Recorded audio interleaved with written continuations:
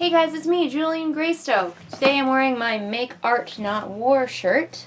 And I'm here again with another tag. This one is a tag from Stripped Cover Lit. They're an awesome channel, you should go check them out. Especially if you like a more scholarly and thoughtful look at some classics. They are the channel for you, for sure. Plus they're snarky and sassy, and, you know, if you like me but wish I was, you know, smarter, go check out their channel. Today I have a tag from them called the Authortube in Practice and Theory tag. So this tag, I was listening to it and it just sounded super fun, and even though it doesn't fit me perfectly, I'm gonna do it anyway because that's how I roll. I wasn't tagged. When am I ever tagged? I'm also reading this off my phone because I couldn't be arsed to write it down in my notebook. Let's go. Hey guys, this is the world's fastest reminder that you can support me on Patreon and see all kinds of exclusive videos like these ones. Now back to your regularly scheduled program. Question 1 doesn't even apply to me. How do you normally start writing a poem? I don't write poetry because I am so bad at it. Like, I took a few writing classes at our local college, and one of them was a poetry and microfiction class. And we started with the poetry, and I was so bad at it, and I didn't get better. I was really good at the microfiction, but so bad at the poetry. And I don't write poetry because I know that I'm bad at it, and so I just don't do it. I don't really have a lot of motivation to improve either. Question 2, how do you start writing a short story? Similar to the way I start writing a book, but less intense. Short story, I kind of just wait for lightning to strike with a short story, just wait for an idea to like really come to me. And usually with a short story, it's pretty fully formed because you don't need a lot. I like to write microfiction. I don't write a lot of traditional short stories. My stories are either like two or three pages long or a full novel, and not often much in between. And I think a short story can be much longer than that. So I'm closer to like microfiction, flash fiction, and that sort of thing, and I just kind of jump straight into the moment because that's what a short story is. Usually it's a moment versus an entire series of moments. So I hope that makes sense. I don't know if I'm making sense. Question 3. Oh hey, if you want to see me dissect a collection of short stories from when I was younger, you can go over to my Redbubble and pledge at any level to watch me critique and talk about a series of short stories that I wrote before I even published my first self-published book. So go check that out if you're interested. Question 3, how do you normally start writing a novel? Well, I'm a pantser, so I don't do a lot of intensive planning beforehand. I don't have, like, you know, great swaths of stuff. I don't have Pinterest boards and special music things all set up for it. I don't really even have notes. I usually have a notebook set up to take notes on and become my like book bible as I go, but not beforehand. I do plan things in my head a lot beforehand, and I might write 1 or 2 key things down, but mostly I need to know before I begin writing how it starts, how it ends, several key points in the middle, who the main characters are. Other characters often appear, but who the main characters are, and what kind of growth I want them to have. And that's what I need to start a story usually. Question 4, do you have a writing strategy? Does this mean like a schedule? Because I don't have one of those. My strategy is sit down whenever I have free time and write. Question 5, do you compose on paper or on a computer?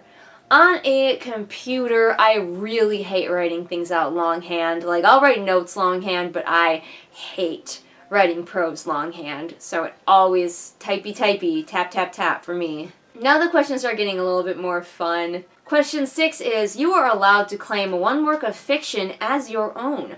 What is it? One work only. Because obviously the Harry Potter series would be very tempting because I would like to be super rich for writing books. But that's not going to happen. So I have to choose just like one work. I don't know, because so many of the works of fiction that I would like steal are sort of tied to the author. Like I could say, I wish Hamlet was mine, but would it be as great? Like, would it be as well known? Would people still be studying Hamlet today if it wasn't written by Shakespeare? If it was written by some rando, i.e. me? I don't know if there's a work of fiction that I would claim as my own, because I can't divorce them from either the series that they're in or the person who wrote them. I guess that's my answer. I don't really have one. Oops. I was like, this is the fun question, and then I can't answer it. Question 7, do you set goals? If so, how? Yes, I set goals, but I'm not one of those people who really rewards myself for meeting a goal or anything like that. And my goals tend to be pretty relaxed. I don't do, like, some people here on Authortube do like those monthly or bi-monthly goals, and they have a whole video about it and everything. I don't do that, obviously.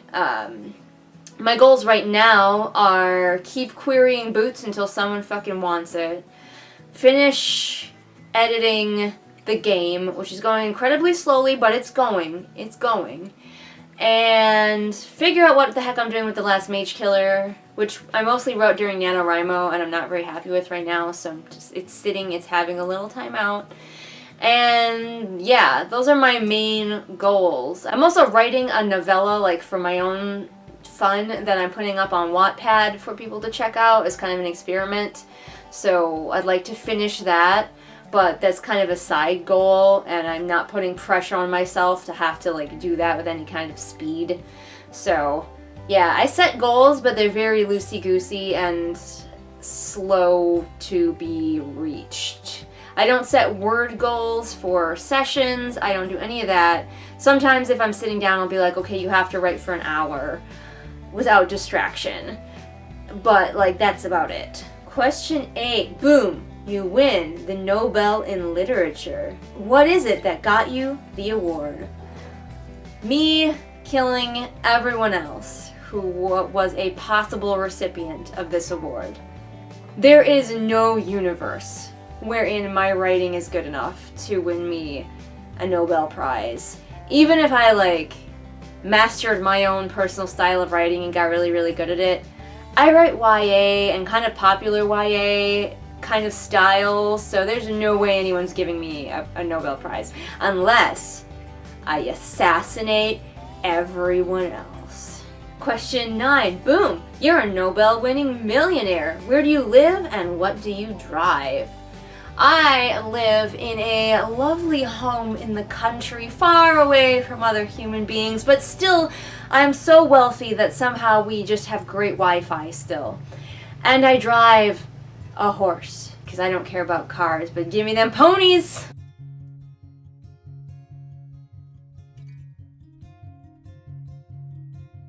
And question 10. Boom, you're in writer's heaven. There are 5 writers in your writer's group. Who are they and why? And Adrian of Strip Cover Lit had very thoughtful answers for all of this, but I'm just gonna go with like authors that I really want to like be around and learn from and just be like, yes, tell me your ways. In my writer's group, I would 100% have Tamara Pierce. I'm also counting dead authors, by the way. Hope that doesn't alarm anyone, but Brian Jakes, who is deceased, but he will come back.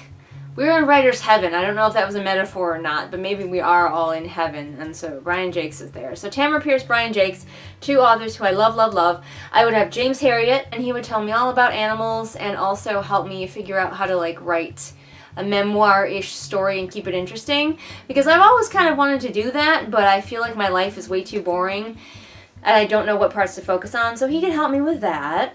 Hey, Shakespeare, why not? I have always wanted to meet Shakespeare and find out, like, what is true in your life and what is not. And also, like, I want to talk to him about how he takes archetypes and turns them his own way. Because one thing Shakespeare does really well is take stories that everybody has heard a million times and, like, make them interesting and twist them in his own way. That's why he's so enduring. So I want to, like, talk to him about, like, how can I use archetypes and cliches and stuff like that, but make them interesting.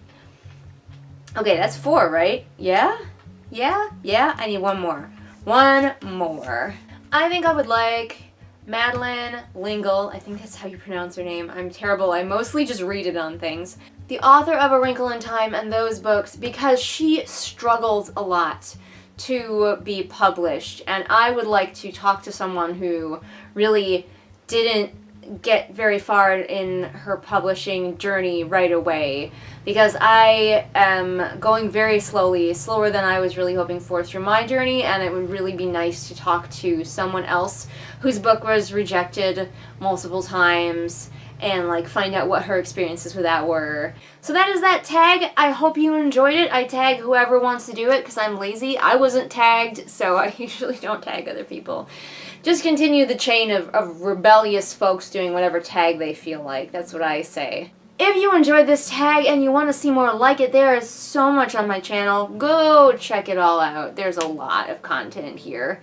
I post brand new videos on Mondays and Fridays. All the links to my social media are in the doobly-doo for ease of your clicking. And if you liked what you saw here but you wish it was higher quality, you can support me on Patreon, where not only do your donations go towards getting me better equipment, but you also get access to a whole bunch of somewhat random but still pretty cool exclusive content that is for patrons only.